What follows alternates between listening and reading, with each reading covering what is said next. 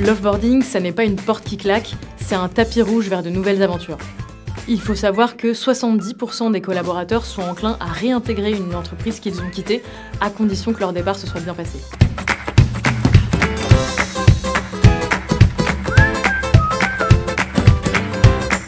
Bonjour, je suis Eugénie Collin, directrice marketing chez Workello. Workello, c'est la plateforme digitale pour aider les RH à offrir une expérience collaborateur mémorable de l'arrivée jusqu'au départ.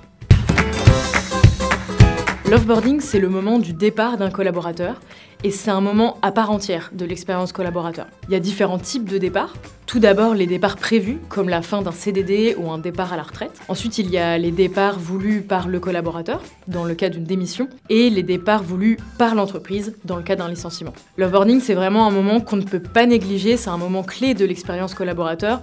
Chaque talent mérite d'être accompagné jusqu'à son dernier jour. Un bon parcours d'offboarding, ça commence par l'annonce du départ. C'est important que ce soit très transparent et bien communiqué à l'équipe. Ensuite, la passation, pour éviter la perte de savoir et transmettre les bonnes informations aux collègues qui restent dans l'équipe. Le troisième temps fort, c'est l'entretien de départ, pour récolter du feedback du collaborateur qui part et lui en donner aussi. Le quatrième temps fort, c'est la gestion administrative. Pensez à anticiper pour l'envoi du solde de tout compte par exemple. Je vous conseille de le faire le jour du départ ou au maximum 15 jours après le départ.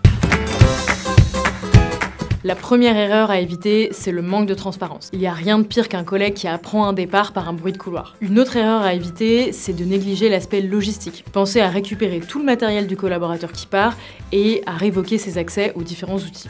Troisième erreur, ne pas récolter de feedback. Il est très important de comprendre les raisons du départ.